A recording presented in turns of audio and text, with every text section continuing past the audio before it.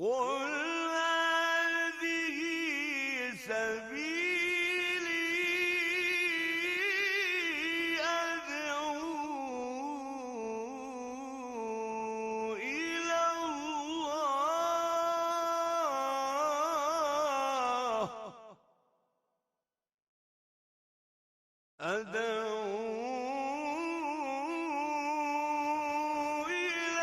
الله على بصيرة أنا ومن اتبعني وسبحان الله وما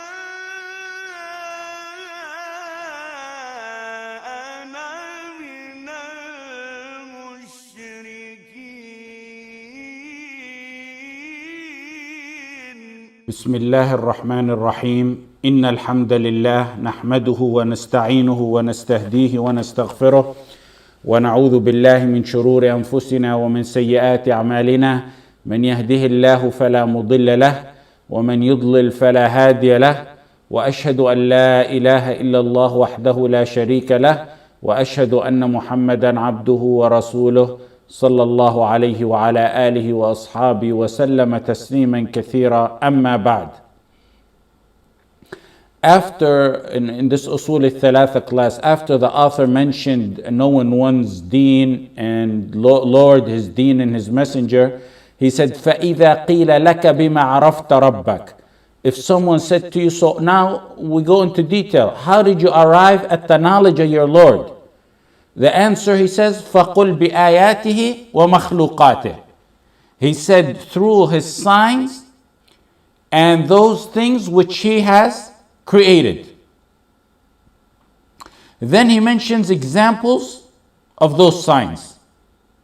فَقُلْ بِآيَاتِهِ وَمَخْلُوقَاتِهِ وَمِنْ آيَاتِهِ اللَّيْلُ وَالنَّهَارُ وَالشَّمْسُ وَالْقَمَرُ فَقُلْ بِآيَاتِهِ وَمَخْلُوقَاتِهِ ومن آياته الليل والنهار والشمس والقمر ومن مخلوقات السماوات السبع والأراضون السبع ومن فيهن وما بينهما. From his signs, it's the night and the day, we spoke about that, the sun and the moon, and from that which he created is the seven heavens and the seven earths and all those within them and whatever is between them. والدليل, after he mentioned that, he mentioned the proof. والدليل قوله تعالى ومن آياته الليل والنهار والشمس والقمر لا تسجدوا للشمس ولا للقمر واسجدوا لله الذي خلقهن إن كنتم إياه تعبدون. وقوله تعالى إن ربكم الله الذي خلق السماوات والأرض في 6 أيام ثم استوى على العرش يغشي الليل النهار يطلبه حثيثا والشمس والقمر والنجوم مسخرات بأمره ألا له الخلق والأمر تبارك الله رب العالمين. So after he mentioned the signs بآياته ومخلوقاته, he mentioned the verse, the sun, the moon, the night, the day. Then he followed it with a verse. Why? Because those examples, like we said, are examples of intellect. And intellect alone is not sufficient, as we said. We use intellect, yes, but intellect backed and supported and derived from the text. The intellect must be under the umbrella of the text. And that's why he mentioned those examples, and then he followed it with a verse. We stopped off at the verses he used as proof. In the last part of the lecture, we mentioned about Allah's creation and how they are signs. We talked about that in somewhat of detail. So let's go now through the verses. The first one is in Surah Fussilat. وَمِنْ آيَاتِهِ اللَّيْلُ وَالنَّهَارُ وَالشَّمْسُ وَالْقَمَرُ لَا تَسْجُدُوا لِلشَّمْسِ وَلَا لِلْقَمَرِ وَاسْجُدُوا لِلَّهِ الَّذِي خَلَقَهُنَّ إِن كُنتُمْ إِيَّاهُ تَعْبُدُونَ. So this verse in Surah Fussilat, وَمِنْ آيَاتِهِ اللَّيْلِ, from his signs, from Allah's signs. Allah tells us some of his magnificent and great creations. Min is some, meaning not all of them. They are great and they are magnificent. And as great, as magnificent as they are, don't prostrate to them. because they are created and ordered by Allah, the one who you should really be prostrated for. From His miracles, from His signs, meaning from the signs of Allah, is the layl and nahar. وَمِنْ آيَاتِ اللَّيْلِ وَالنَّهَارِ. That's from the signs of Allah, the night and day. And we mentioned about that in the end of the last class. وَالشَّمْسُ وَالْقَمَرِ. The moon and the sun exist as signs as well. لَا تَسْجُدُوا لِلشَّمْسِ وَلَا لِلْقَمَرِ. Don't prostrate to the sun nor to the moon, but prostrate to Allah, the one who created them, if you truly worship Him. Now what the verse is saying, if these mighty, magnificent creations are His creation, if they're His creation, and they admitted to that, they're Allah's creation, they provide so much benefits, they go in such order and harmony that only Allah could have created it. If He created that, and you know that, don't prostrate for them, but prostrate and worship for the one who created them. That's what the verse is trying to say. لا تسجدوا للشمس ولا للقمر. Worship Allah only and not any other creation. When He declared them not to make sujood, He said, don't make sujood for them, don't prostrate for them. Now it doesn't mean you don't prostrate for them, but you can go ahead and worship them. He used the term prostrate because that's one of the greatest ways and forms of showing glorification and worship to Allah subhanahu wa ta'ala. This is proof, like the earlier proof we took, is very parallel or very similar to the proof Alhamdulillah Rabbil Alameen. There in Alhamdulillah Rabbil Alameen, He said, if He created the universe, Rabbil Alameen, then worship the creator of the Alameen, the universe. Here, He's saying, if He created the sun, the moon, the day and the night, then that's the Lord you need to give your full worship to. That's the first verse He uses. The next verse He uses, إِنَّ رَبَّكُمُ اللَّهُ الَّذِي خَلَقَ السَّمَاوَاتِ وَالْأَرْضَ فِي سِتَّةِ أَيَّامٍ ثُمَّ اسْتَوَى عَلَى الْعَرْشِ يُغْشِي اللَّيْلَ النَّهَارَ يَطْلُبُهُ حَثِيثًا وَالشَّمْسَ وَالْقَمَرَ وَالنُّجُومَ مُسَخَّرَاتٍ بِأَمْرِهِ أَلَا لَهُ الْخَلْقُ وَالْأَمْرُ تَبَارَكَ اللَّهُ رَبُّ الْعَالَمِينَ. The first verse is in Surah Fussilat, this was in Surah Al-A'raf. So He's saying, Allah said in this one, إِنَّ رَبَّكُمُ اللَّهُ الَّذِي خَلَقَ السَّمَاوَاتِ وَالْأَرْضَ فِي سِتَّةِ أَيَّامٍ. Your Lord is Allah who created the heavens and the earth in 6 days. إِنَّ رَبَّكُمُ اللَّهُ الَّذِي خَلَقَ السَّمَاوَاتِ وَالْأَرْضَ فِي سِتَّةِ أَيَّامٍ.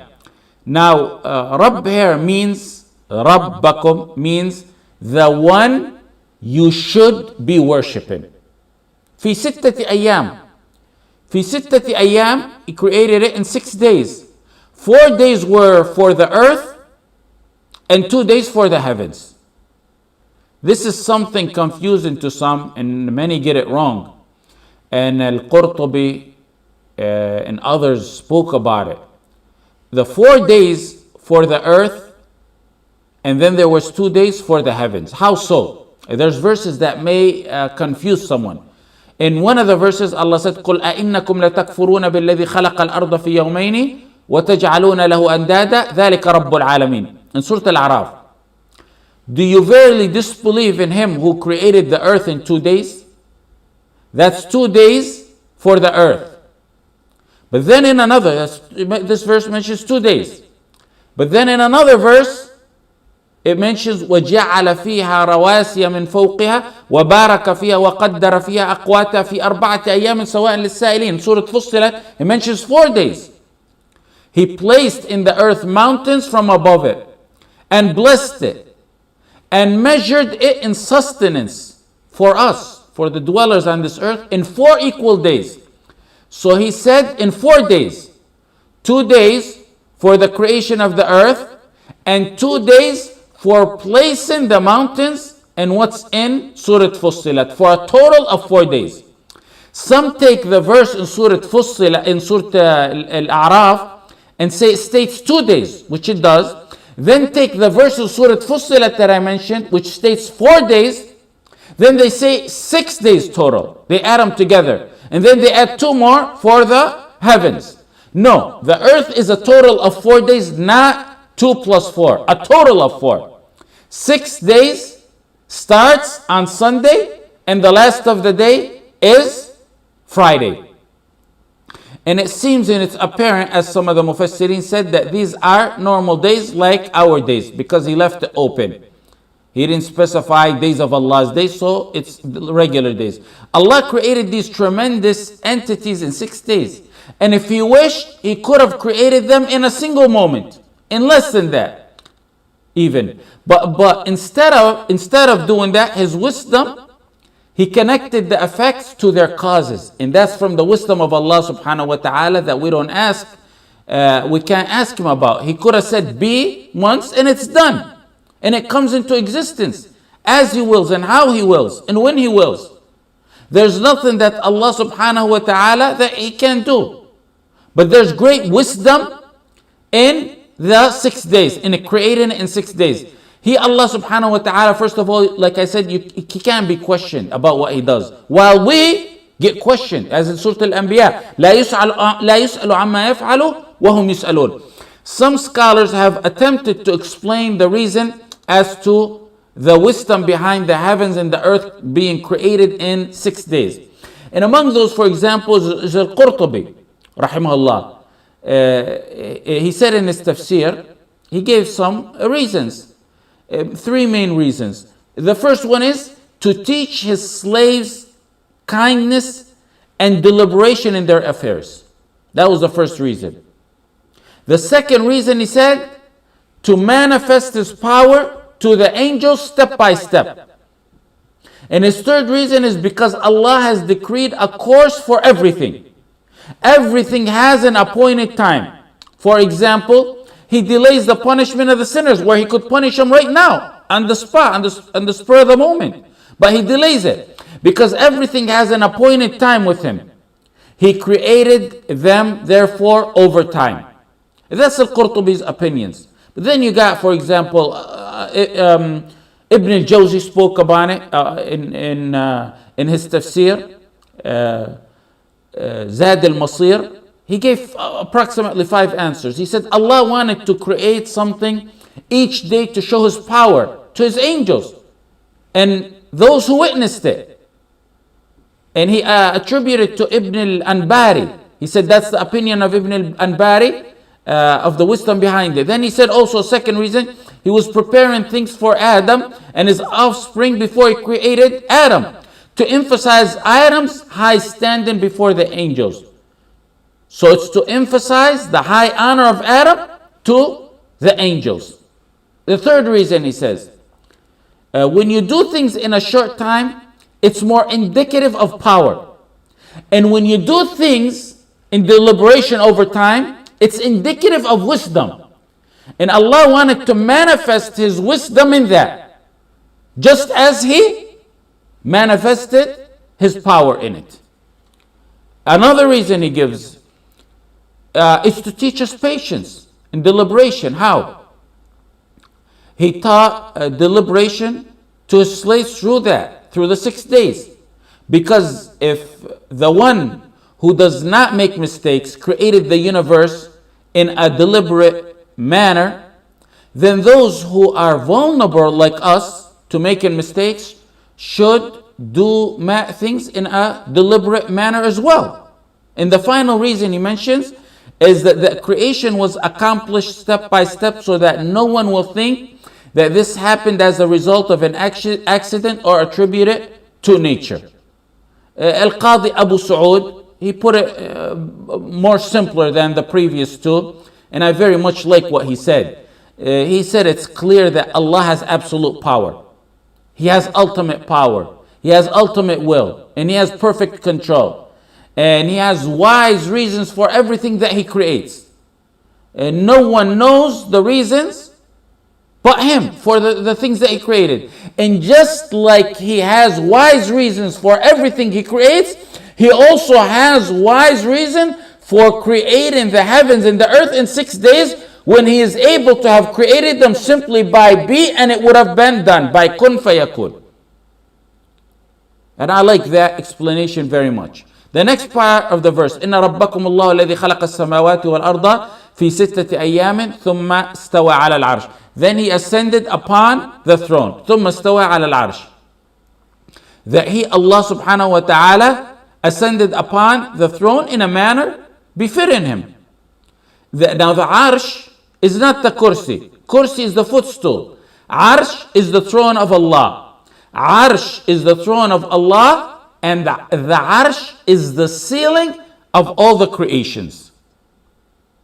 There's no creation above the arsh of Allah. Creation. يغشي الليل النهار. يغشي الليل النهار. He causes the night to cover the day which follows it in haste. He causes the night to cover the day which follows it with haste. So that is like a garment, more like a garment. It descends upon the light of the day and covers it. And that brings the nighttime. يطلبه حثيثا. He causes the night, the night covers the day, which follows in haste. Meaning, follows in haste mean each one seeks the other. والشمس والقمر والنجوم مسخرات بأمره ألا له الخلق والأمر تبارك الله رب العالمين. The sun, the moon and the stars are all subservient and subject to the command of Allah subhanahu wa ta'ala. He made the sun, the moon, the stars subservient to his command. He commands them as he wills for the benefit of us, the servants of Allah subhanahu wa ta'ala. ألا له الخلق والأمر تبارك الله رب العالمين. The tail of the verse is certainly creation and commandment are for Allah alone. ألا حرف تنبيه. ألا is called a word in grammar, word of notification, حرف تنبيه. ألا له الخلق. To Allah belongs creation, matters that are kawniyah, like we spoke about kawniyah, you already know that. Wal amr, to Allah belongs amr, means commandment, matters of shar'iyyah. Matters of shar'iyyah. So to Allah belongs the creation, which is kawniyah, and commandment, which is shar'iyyah. The first one is kawniyah, the second one is shar'iyyah. We spoke on what kawniyah and shar'iyyah is, and if you don't know it, refer to, I think it was 2 classes ago or so. Tabarakallahu Rabbul Alameen. Exalted is Allah, the Lord of all the creation, the universe. In Alameen, like we said, is everything outside, other than Allah. That's His sovereignty. It comprehends everything. And His kingship is perfect. That's the creation and commandment of Allah subhanahu wa ta'ala. So that means your worship should go back to Him. Then after this, the author goes on to say what we've been saying so much in the past class, 1 or 2 classes. The author says, وَالرَّبُّ هُوَ الْمَعْبُودُ وَالرَّبُّ هُوَ الْمَعْبُودُ. The Lord is the one who is worshipped. The Lord is the one who is worshipped. He mentioned proof after that. He said, وَالدَّلِيلُ قَوْلُهُ تَعَالَى يَا أَيُّهَا النَّاسُ اعْبُدُوا رَبَّكُمُ الَّذِي خَلَقَكُمْ والذين من قبلكم لعلكم تتقون الذي جعل لكم الأرض فراشا والسماء بناء وأنزل من السماء ماء فأخرج به من الثمرات رزقا لكم فلا تجعلوا لله أندادا وأنتم تعلمون. In Surah Al-Baqarah. Then Ibn Kathir, he mentions, قال ابن كثير رحمه الله تعالى الخالق لهذه الأشياء هو المستحق للعبادة يا أيها الناس اعبدوا ربكم. So before that, his first statement is Al-Rabb huwa al-Ma'bud. He's saying the Lord is the one who is worshipped. Pay attention to that. The Lord is the one who is worshipped. That statement is not really accurate as it appears. But he didn't really mean it as it appears. He said the Lord is the one who is worshipped. What he really means is that Allah, the Lord, the one, only one, who has the right to be worshipped. He is the one who is worshipped rightfully and deservingly. That's what he means. he does not mean, as the statement seems to indicate, that everything which is worshipped is a Lord. Al-Rabbu huwa al-Ma'bud. The Lord is the one being worshipped. Why you can't say that? Because those gods which are worshipped besides Allah or are taken as lords by those who worship them are not really lords. The Lord, Al-Rabb, is the creator, the sovereign, the one in control, and the commander of all affairs. What we mean is the Rabb does not mean the one who's worshipped. Rabb does not mean the one worshipped as it may appear in the author's statement. It means he's worthy of it, and he's the only one worthy of it, but not broad like the author mentioned it. And he himself didn't mean that. Why is that detail important to know? Because if you define Lord as the one worshipped, it will end up meaning that everything worshipped other than Allah is a Rabb. And of course that's not true.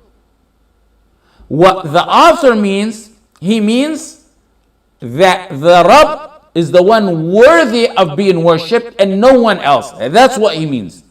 He doesn't mean Al-Rabb wal-Ma'bud, that the Lord is the one being worshipped. And how do we know that that's what the author meant, even though the statement seems to seem that it means otherwise? We know that because later on he quotes Ibn Kathir's statement, which clears up the matter when he says, قال ابن كثير الخالق لهذه الأشياء هو المستحق للعبادة. That, which we're going to go over in a second inshallah, that clarifies the statement because Ibn Kathir clearly says the creator of those matters is the one worthy of being worshipped. Next, the author went on to give the proof. He said the proof is, the proof for what?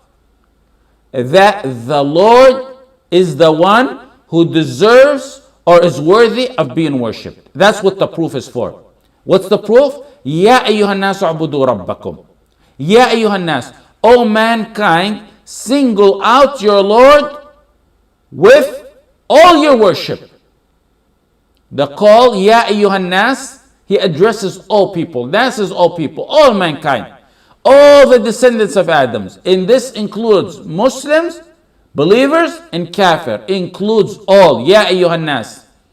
Allah subhanahu wa ta'ala commands all to worship him alone. Ya ayyuhan nas u'budu rabbakum. All are commanded to worship him alone, having no partner. So they are not to attribute rivals in their worship with Allah. He makes it clear that he alone deserves to be worshipped since he is the sole creator, having no partner. Ya ayyuhan nas u'budu. U'budu.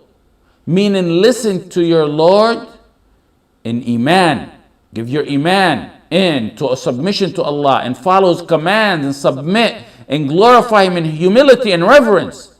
Ibadah is to worship Allah alone. So if one worships other than Allah, he does not fall in ibadah. That's not ibadah. Because ibadah is two conditions. Ikhlas, sincerity. Mutaba'a is doing it in accordance. Those are the definition of ibadah. Those two conditions. One who gave his worship to other than Allah fully or in part does not fall under the term of ibadah. What he does doesn't fall under the term of ibadah because he did not fulfill one or both of the conditions. But he did not fulfill both of the conditions of the ibadah. Now there's a problem. You're going to read in the books of some of the ulama, you're going to read statements when you read it, that someone worshipped Allah and worshipped other than Allah along with him. They'll use the word worshipped other than Allah. Or like I just said, whoever gives a portion of his ibadah worship to Allah, or I may say, he gave his worship to other than Allah. And I use that statement. How did the ulama refer to this as ibadah? Or why did I refer to as ibadah when I just said it's not considered ibadah if it's done to other than Allah because the two conditions are not met? The answer to that pertaining to the individual, it's ibadah. He thinks it's ibadah. That's what we mean when we refer to it as ibadah. The individual thinks it's ibadah. But when we say it's not considered ibadah, meaning it's not ibadah in the official Shar'i meaning. Ibadah, it's not called ibadah, nor is it considered ibadah when it lacks the condition of ibadah, sincerity and accordance. But when we say ibadah, when it has a deficiency in it, it means according to him. Ya ayyuhan nasu abudu rabbakum alladhi khalaqakum. Worship the one who created you from nothing. He perfected you, he nurtured you. And that's a quality of Allah the Creator. What's the reason you should worship him? Ya ayyuhan nasu abudu rabbakum alladhi khalaqakum. What's the reason you should worship him? He created you, therefore he is worthy of your worship. And this is just like what we mentioned the verse previous to this. Like we mentioned earlier, Alhamdulillah Rabbil Alameen. He is the Lord of the universe, therefore he is worthy of being worshipped alone. Here, it's he is the one who created you from nothing and created those before you, so he is worthy of being worshipped alone. You give your complete, total, full worship to Allah. الَّذِي خَلَقَكُمْ وَالَّذِينَ مِنْ قَبْلِكُمْ. The one who created you and those before you. This is a description explaining the reasons for what has preceded. Meaning, worship him because he is your Lord who created you. Worship him because he is the Lord who created you and those before you. It's a necessary duty upon you that you should worship him. It is binding upon anyone who affirms the lordship of Allah subhanahu wa ta'ala that he should also worship him alone. Otherwise, the person will be in reality contradicting himself. لَعَلَّكُمْ تَتَّقُونَ عُبُدُوا رَبَّكُمْ الَّذِي خَلَقَكُمْ وَالَّذِينَ مِنْ قَبْلِكُمْ لَعَلَّكُمْ تَتَّقُونَ. Taqwa is to take protection from punishment of Allah subhanahu wa ta'ala by doing whatever he commands and refraining or keeping away from whatever he forbids. And out of the forbidden, the number one matter forbidden is to stay away from shirk, both small and big. And the number one command is Tawheed. الَّذِي جَعَلَ لَكُمُ الْأَرْضَ. He made, the verses go on to say, he made the earth a resting place spread out for you and me, for his creation. We use this earth without any difficulty or hardship, just as a person sleeps on his bed. We use this earth in comfort, just like one sleeps on his bed in comfort. That's why I use the word firasha. He made this earth flat for you to be, so it can be productive for us. And we use it without any hardship or difficulties. وَالسَّمَاءَ بِنَاءً. And he made the sky a canopy for the people on the earth, for us.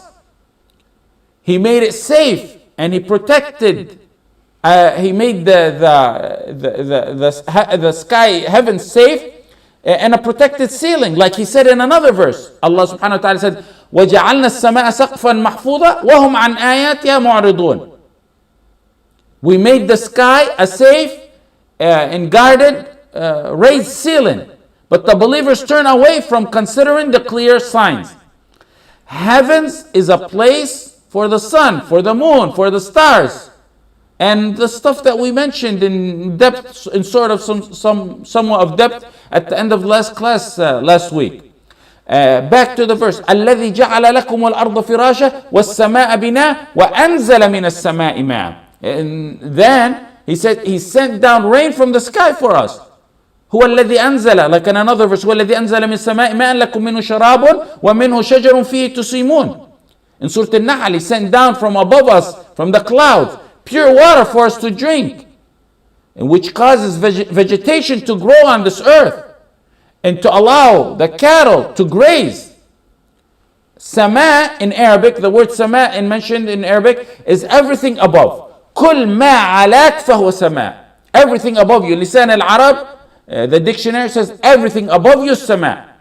وَأَنزَلَ مِنَ السَّمَاءِ مَاءً. Ma is rain. It's life.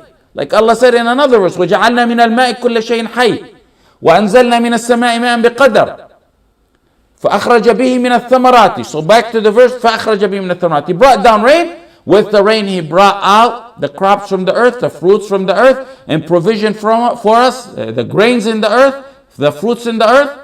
That's what happens when Allah brings down rain. فَأَخْرَجَ مِنْهُمُ الثَّمَرَاتِ. Thamarat is plural of thamara, and it's everything that grows on the earth. رِزْقًا لَكُمْ, meaning provision for you. It's a gift. It's a gift for you. مَتَاعًا, like another verse says, مَتَاعًا لَكُمْ وَلِأَنْعَامِكُم, provision for you and your cattle. In Surah Abasa, مَتَاعًا لَكُمْ وَلِأَنْعَامِكُم, it's a gift for us. So after that, what's the conclusion of that after He talks about the sky, the earth, the rain? فَلَا تَجْعَلُوا لِلَّهِ أَنْدَادًا. Don't set up any rivals with Allah in your worship while you know that you have no Lord besides Him.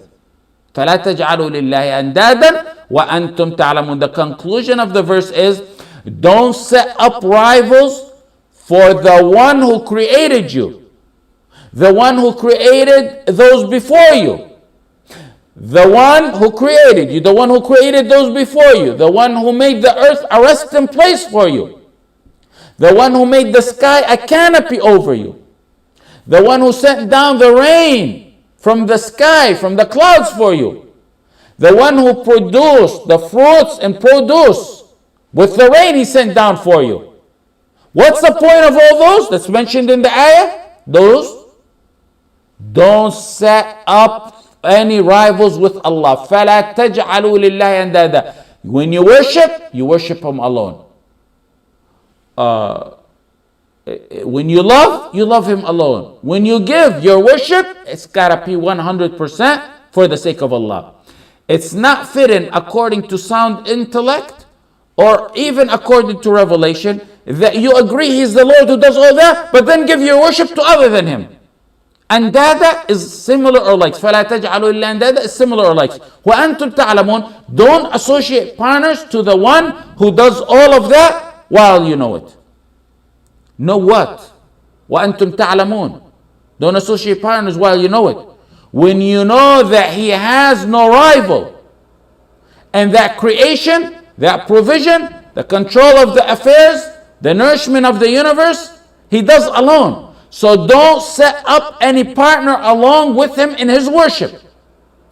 This verse means don't associate partners, and you know He has no rivals. وَأَنْتُمْ تَعْلَمُونَ. You know He has no rivals.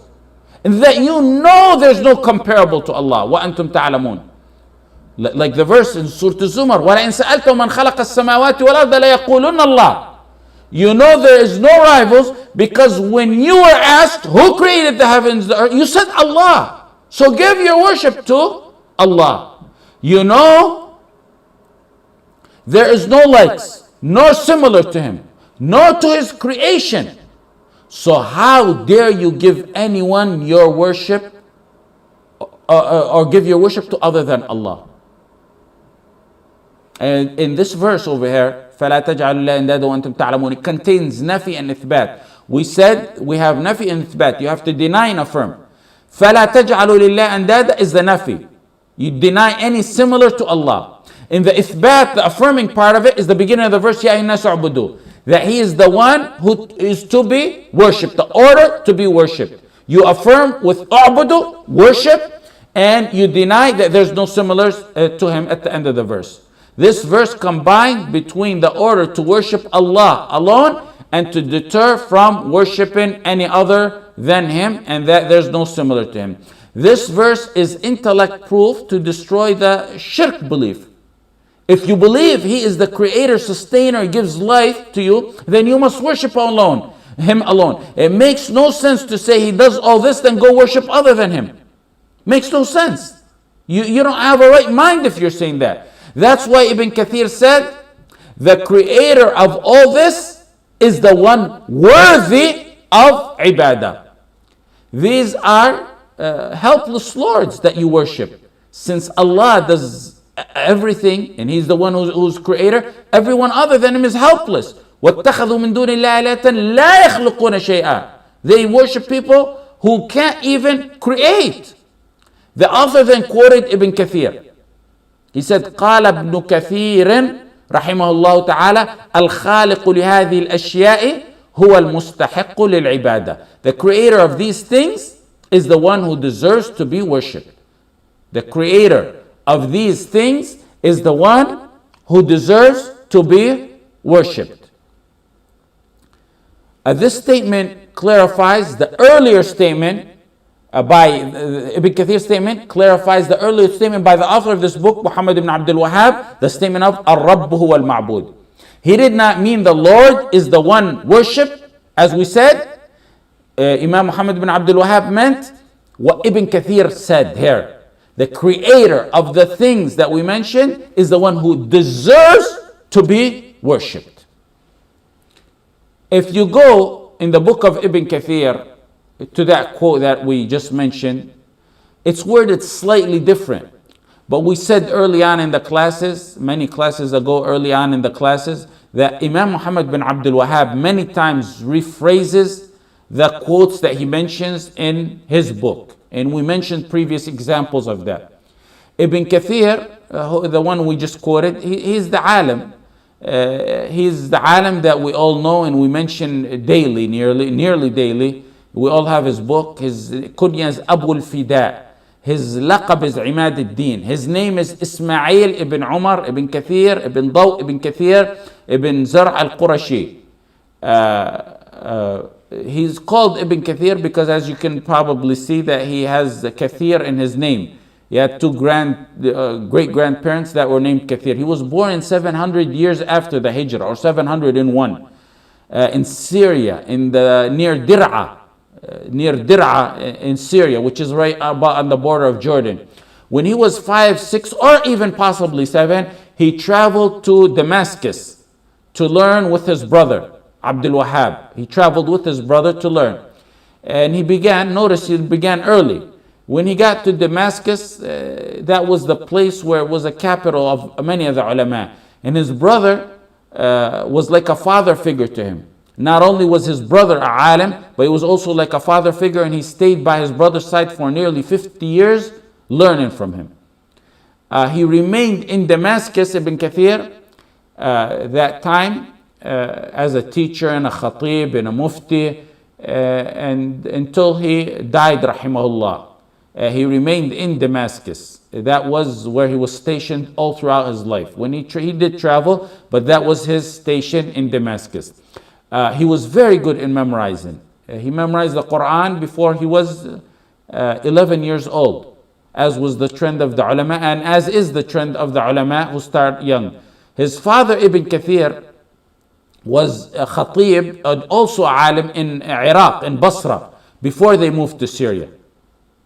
So originally his father is from Iraq. His most famous book is Tafsir ibn Kathir, the tafsir we know. Also he wrote Al-Bidayah wa Nihaya. It's a history book that starts from the creation of Adam, from the creation all the way to the near 8th century. And he has a book, As-Sira al-Nabawiyya, and he has Jami' al-Sunan wal-Masanid, and he has Al-Ba'ath al-Hathith, Sharh Ikhtisar Ulum al-Hadith, and several other books that he wrote. He died, rahimahullah, 774 after the Hijrah, which would make his age approximately 74 years old when he died. And he asked that he be buried near his Shaykh Ibn Taymiyyah, rahimahullah, in the graveyard called Maqbaratul Sufiyya.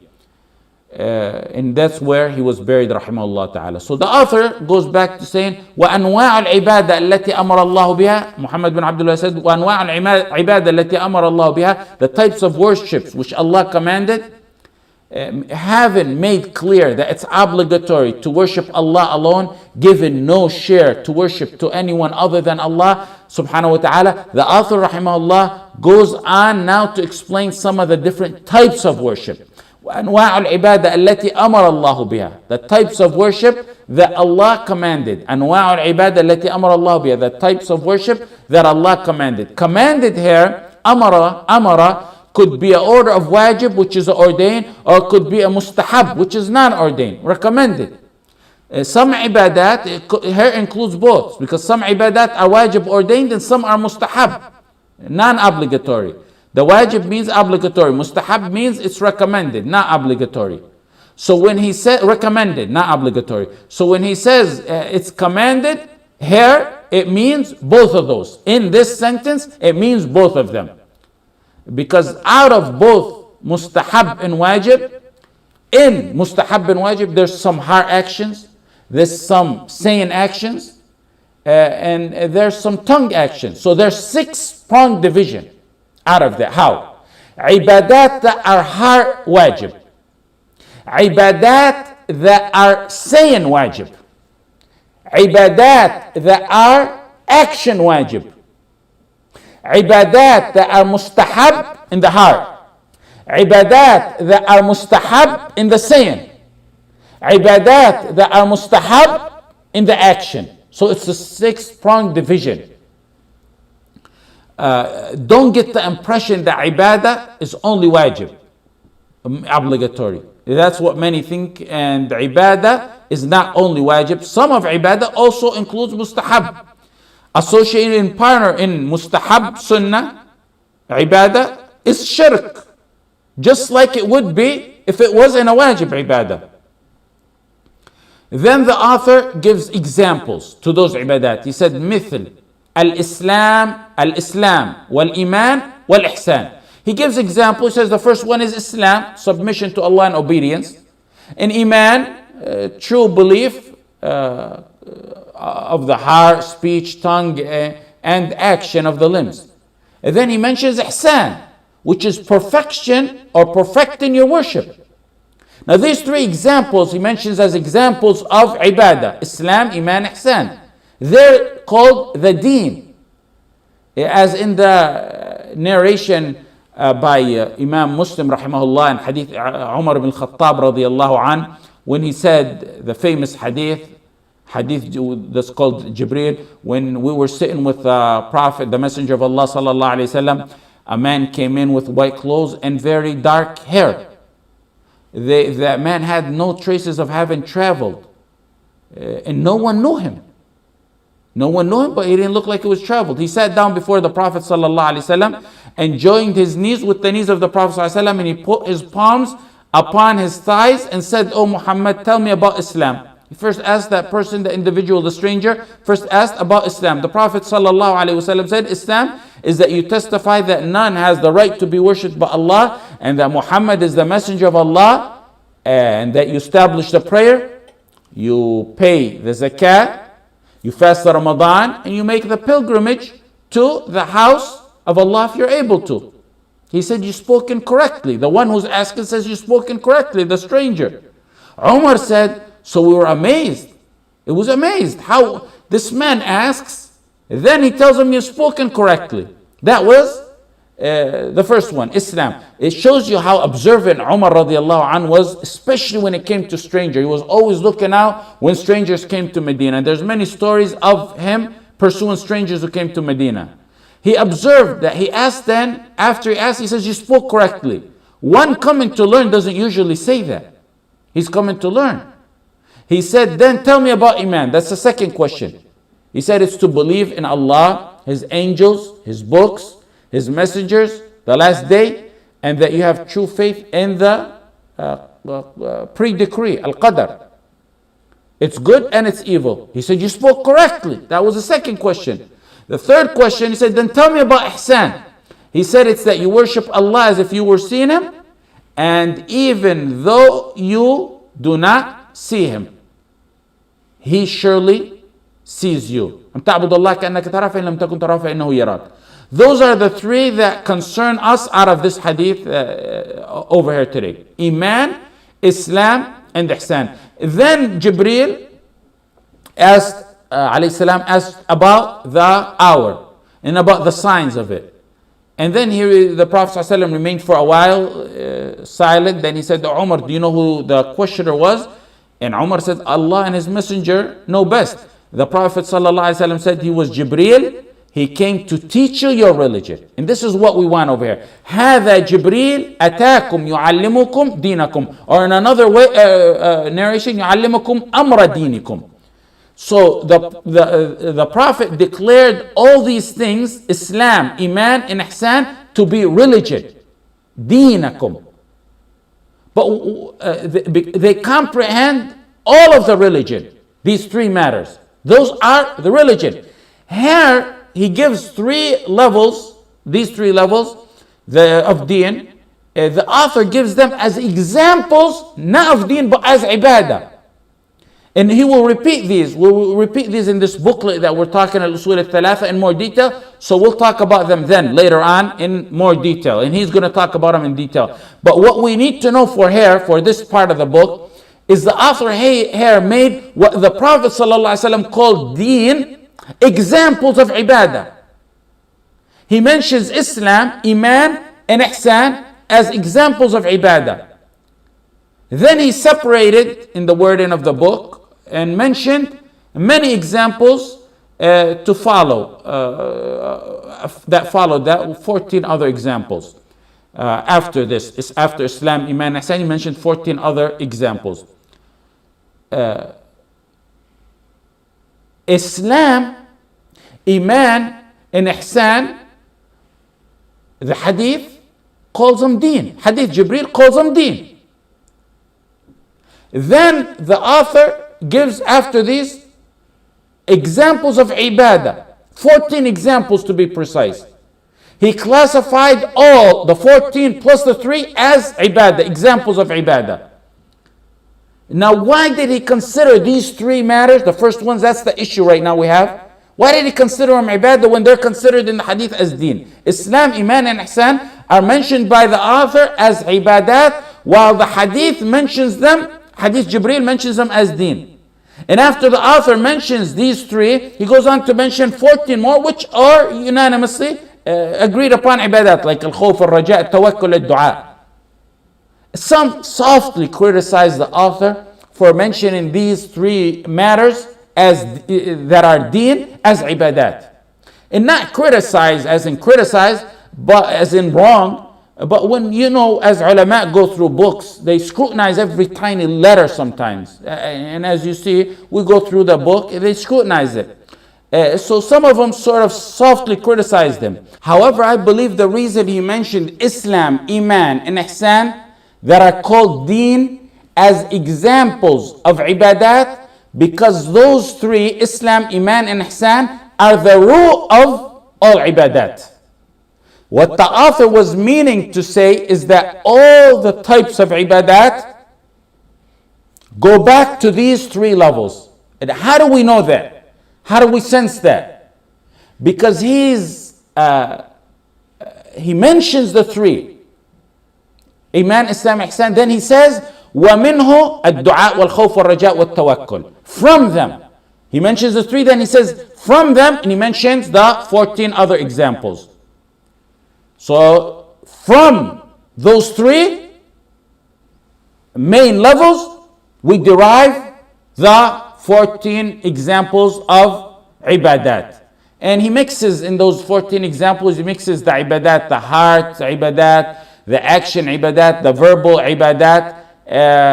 He gives a general variety of ibadat that should be submitted fully and completely to Allah. There's 14 plus the first three, which is Iman, Islam, and Ihsan.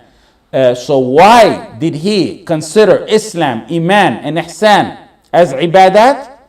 Because he mentioned them and he considered them ibadat from what I believe in sense, because ibadat are derived from these three. Why we know that? Because he says, وَمِنْهُ. He mentions the three, he breaks the wording, and he says, from it. He mentions the three, he didn't mention the 14 and the three all together in one sentence, which he could have easily done.